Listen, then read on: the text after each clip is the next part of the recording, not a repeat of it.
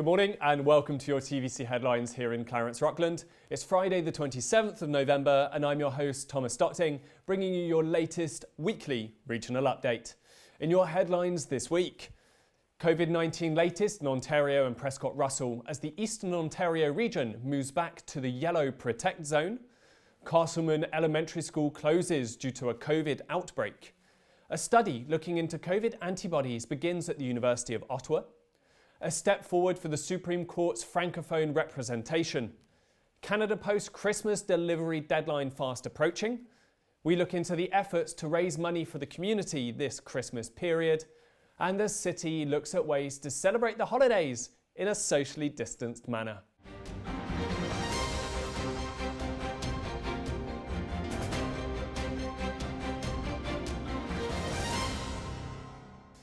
An outbreak has been declared in a primary school in Castleman. The Eastern Ontario Health Unit announced last Friday that the École Élémentaire Catholique de Castleman had to be closed down after a symptomatic staff member tested positive. Speaking on Wednesday evening, Dr. Paul Romeliotis confirmed that due to further positive COVID results, the school has now been declared as an outbreak. Most of those who had close contact with the positive cases have been sent for testing and results are expected to come in soon. The Ontario government announced this week that the new rapid testing kits will soon be made available throughout the province. Speaking on Wednesday during the EOHU's briefing, Dr. Romeliotis explained further. I'll say it in English. There's several rapid tests, as you know, that were launched yesterday, and one of them is the what we call the portable PCR, which is a little, I don't know why I forget the name of it. It's made by Abbott, but it is a small. It looks like a toaster, and it needs to be secure somewhere where you can take a test. A nasopharyngeal test, likely a throat test and a nasal test as well in the future, where you can just put it in and it gives you the results in about 5-10 minutes. That is a much more reliable and sensitive test. And so that will be used, it's already been deployed up north where they have difficulties transporting specimens. We're also going to be deploying it across Ontario. We should be getting some in our region very shortly. It'll initially be put in hospital labs because it just needs to be maintained at a certain temperature and so on. We will be, when we initially launch it, there will be some, we'll do the test on the spot and test in the lab to ensure there's correlation. I do understand there's good correlation in that one. The other one is called the PanBio, which is an antigen test, which is a quicker one. And it's not a box, it's actually a little, it's almost like a pregnancy kit type of thing, where you just take a swab and you put it in, you get the result. That is much less sensitive and so the sensitivity is less, and so it's not as reliable. That will be done for serial testing, for example, to perhaps in workplaces where you could do it every day. It's shown that the more infectious the more sick you are, the more positive it's going to be. So it might miss some. So that's why if you do it serially. So for that, we're not going to be using it for public health reasons. We won't be using this to help us, but for public health reasons, we will be using the other one.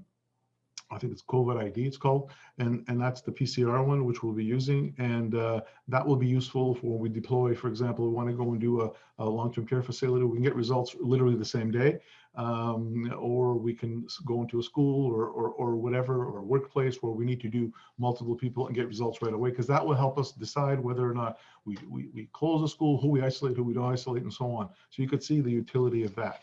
So that's where we are with those. There are currently 48 active cases in the Prescott Russell region.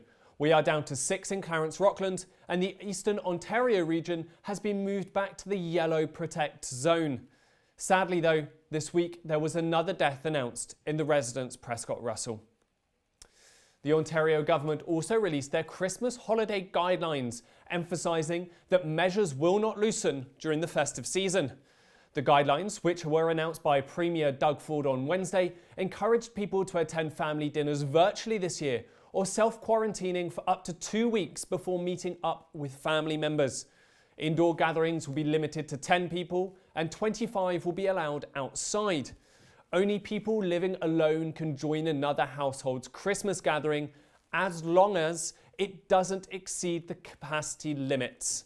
For the full list of guidelines and restrictions in your area, head to the Ontario government's website. A new study has started at the University of Ottawa looking into the mysteries surrounding immunity to COVID-19. Led by doctors Marc-André Langlois and Curtis Cooper, the study takes samples from those having previously been infected by the virus on a monthly basis to determine for how long the antibodies remain in their systems. This work will lead to greater understanding of how the virus interacts with our immune systems and will give greater emphasis on what needs to be done with vaccines, especially following our recovery from the virus. And we'll be talking to Dr. Langlois regarding his research in the coming weeks. However, no study can work without participants. And this week, I had the opportunity to sit down, albeit virtually, with one of the first people in the country to test positive with the virus back in March. What is the reason you decided to sign up for this study? The key one, so there's two big reasons. The first one and the key one is the fact that I want to do my collective effort or be part of it. So there are a lot of researchers, a lot of nurses or physicians that work on a daily basis, support sick, contaminated people. So the only thing I could contribute in a sense concretely is to give bloods or give a little bit of my time, and if it helps support the research and eventually find medications and solutions to this pandemic. So this is I would say my little effort to a collective goal, and hopefully if it helps a little bit to fight this pandemic. And the other reason is that I'm a little bit curious. So I would like to know, for example, to which extent I'm auto-immunized or protected since I got it, or maybe since I was contaminated about 9 months ago, maybe I'm no longer protected. We know that normally with the virus, when you got it, you don't get it second or third time, but there's some exceptions across the world where we have people who got it a second time. So, and when I got it, frankly, I was not happy about it, but I said, oh, I got it.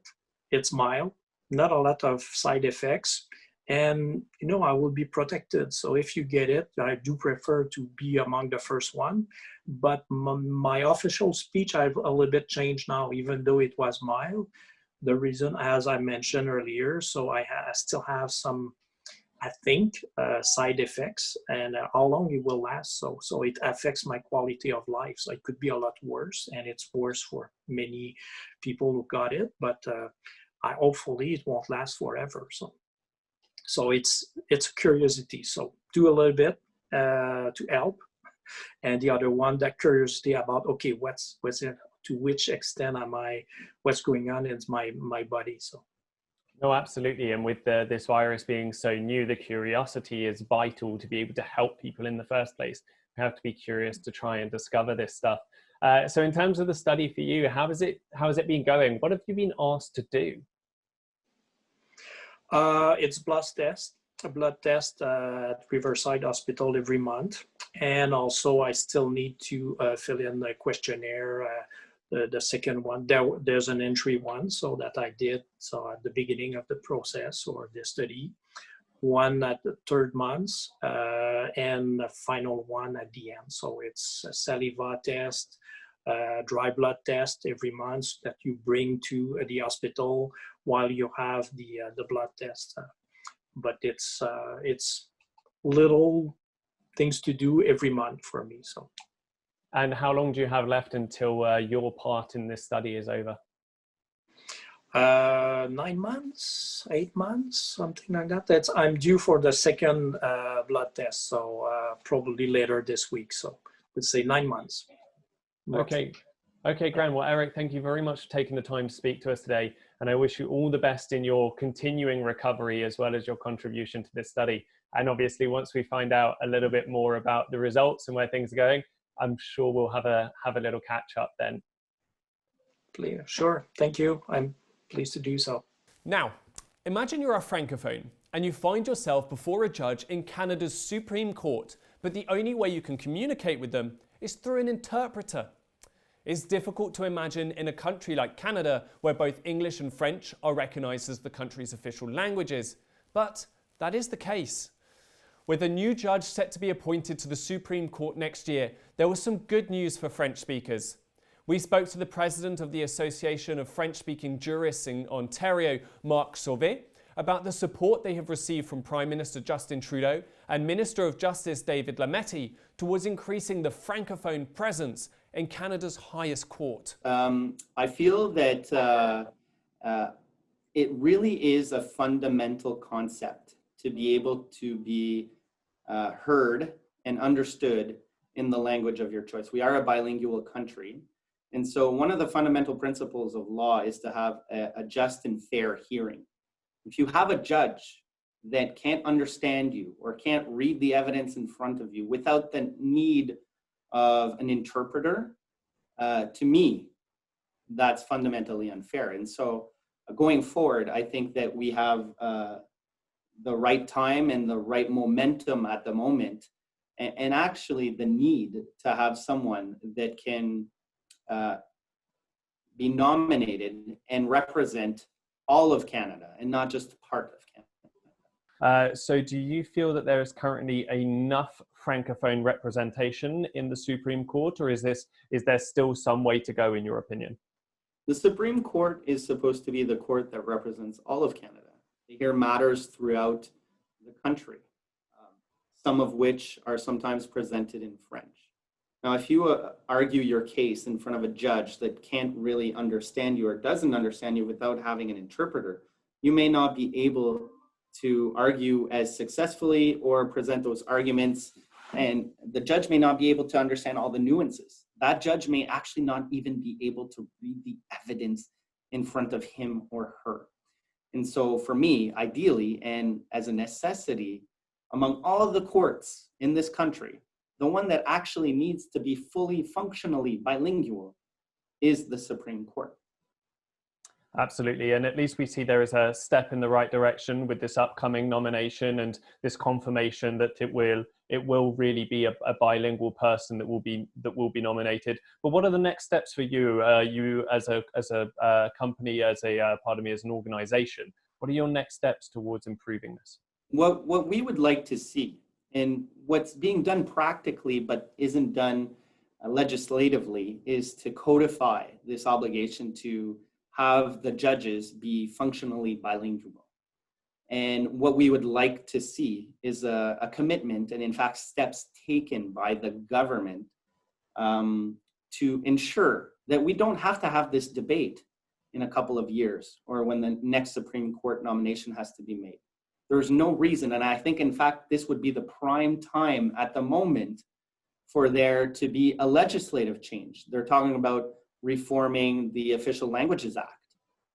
That's what they've been discussing in the chambers at Parliament. And so for me, I think that would be the next step, the next logical step that the government should take.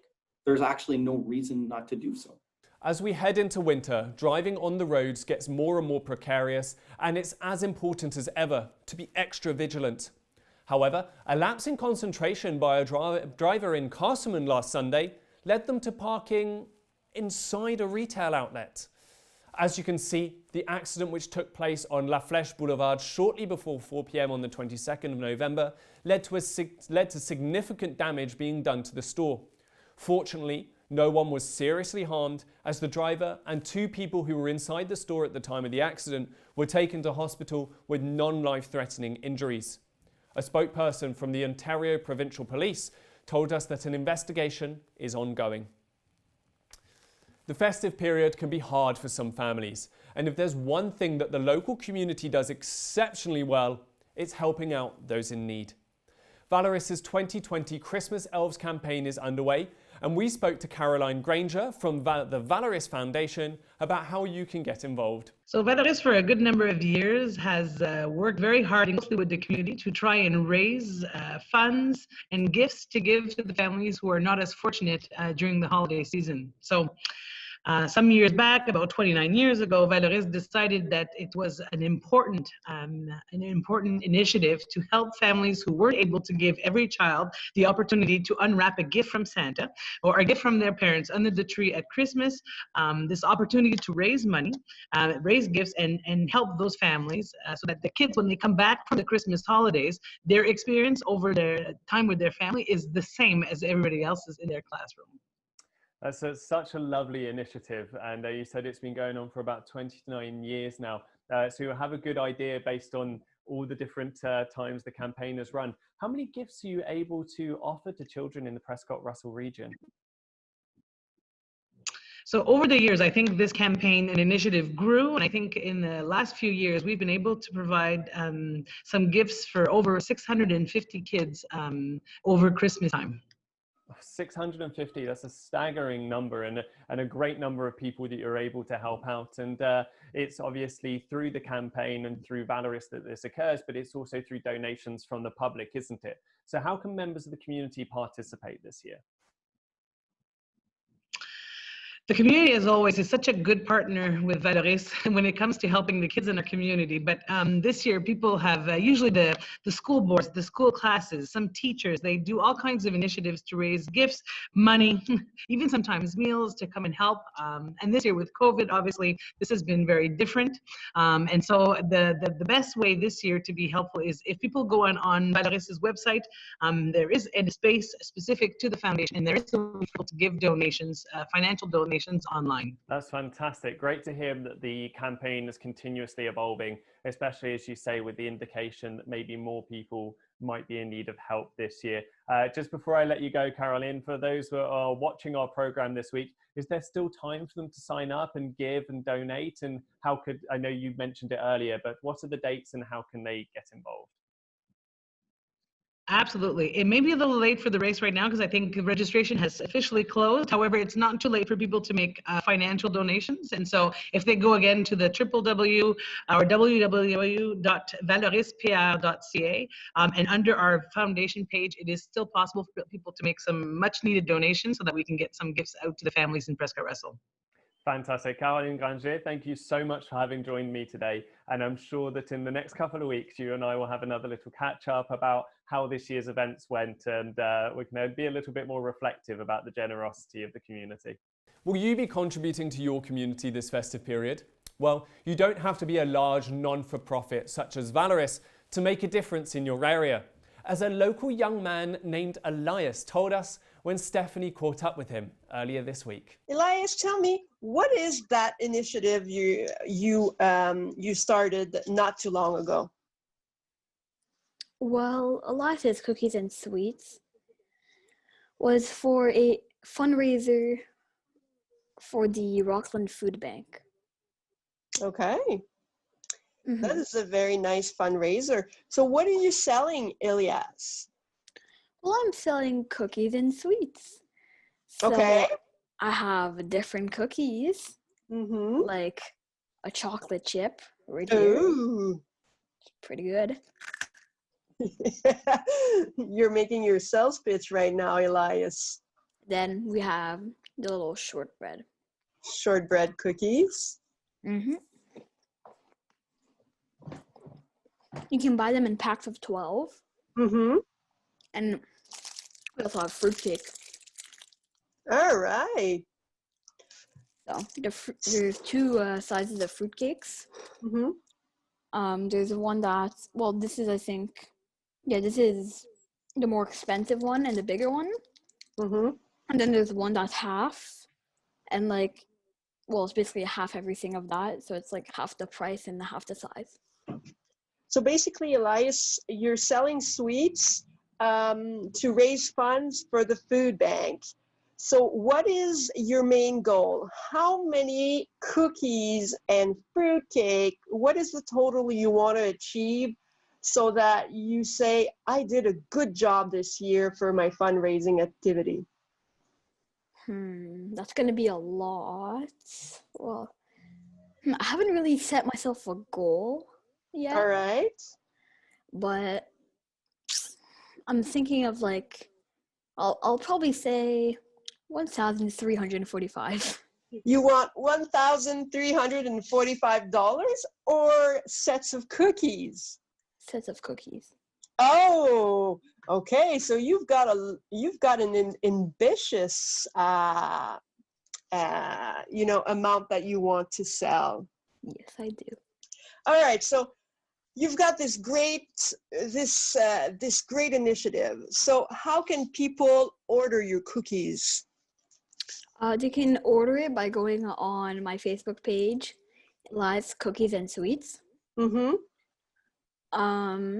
And then they can order from there. And they've got till when to order those wonderful cookies, because they can be a perfect gift for, Christmas season and all that. Well, you can basically, like, they won't really run out. Well, sometimes they will. Like, if we get really popular or something and then people keep buying it, then we might need a little break to make some more, and then. Perfect. Thank you very much, Elias, for this entertaining, but this very, very interesting initiative, because it is for a good cause. It is for the food bank of Rockland. And so we invite all Clarence Rockland to donate to this great initiative and buy those wonderful cookies. This year's Ginolae isn't cancelled, though the usual condensed day of fundraising won't be able to take place. In order to work around this, things are being held over a longer period of time and in a very different way to before, as Councillor Carla Grimar told us. Fantastic, Carl. Thank you so much for being with us today. We're here to talk about the Ginolae, which is normally a condensed daily effort, a bit of a hectic day where there's a fantastic raising of money for the food bank here. To say the least, it's going to be quite different this year. Can you talk us through that and why that decision had to be made? Absolutely. The decision was easy to make. We can't have physical contacts and we have to practice physical distancing. So as you may know, in that one super busy day, we've got hundreds of people coming in and out, touching the items, so on and so forth. So because of the pandemic right now, the Help Center had to find another way, and they found a great way. The word virtual is used often. I'd like to say it's done electronically because, we belong together, and sometimes the virtual part is used so much. So yeah, this year is very different. The Help Center has innovated in a 1 week financial only campaign. So last year we were able, the Help Center was able to have 15,000 items given plus $15,000. So this year we cannot get the non-perishable items. So the Help Center is going for $40,000. So as you may know, people are used to give items. So I personally look at the items I normally give and I just transform into a financial gift. So throughout the week of November 30th to December 6th, people can go online at the Help Center website or even call. Their call will be returned to get their donations. And there's a special day on December 6th. Those who cannot give electronically, they can go physically. For instance, I'm part of a church here in Clarence Rockton, and we cannot give electronically because we're a nonprofit. So the people were very generous. So we're going to show up and give a check. And it's a great gift. It's already $1,000. People were so generous. So I'm excited. I believe we're going to not only meet the objective, but go way beyond it. Fantastic. And you touched on it a little bit there as well. But why is it so important for the community to come out and make these contributions, especially at this time of year? Yeah. Well, I can just share my story a bit. When they needed help to deliver at the beginning of the pandemic, I went physically with a couple of other counselors and some friends to deliver food to the people's residents because nobody could get out. Some of them didn't even have means of transportation to go and get the food baskets. So I just personally saw the impact that the Help Center has. You know, Tom, they help out over 250 families on a monthly basis. And when you see the fruit of that organization in our community and the difference it makes, it's just natural to just decide to help out. And if everybody does their part, it's not about the amount, it's about giving. If everybody gives, I firmly believe that we're going to go way beyond the objective. And as you say, you've been involved with this kind of project for a little while now. And obviously the purse strings are a little bit tight for people during the pandemic, as it has been for absolutely everyone. But would you say in general that the Clarence Rockland community is quite a generous one? I'm just super impressed every year. You know, sometimes the Help Center put objectives out and I'm looking at it and say, wow, but the community just answers every time. You know, we went through some tough times beside the pandemics. We had 2 floods in 3 years, and I just saw businesses, individuals, like from doing sandbags to cooking food and bringing it. So this is the opportunity. This is an exceptional year. And I know that the community is going to answer in a very, very special way. I truly believe that. Well, Carl, it's great to hear that the community is so generous with not only their time, but their money as well. And before I leave you, could you give us a little reminder for the dates? Where can people go to contribute and when can they do it? Absolutely. So week of November 30th till December 6th, you can go online at the Help Center website. You can call by phone. Your phone calls will be returned. And you can donate online. It's a couple of clicks away.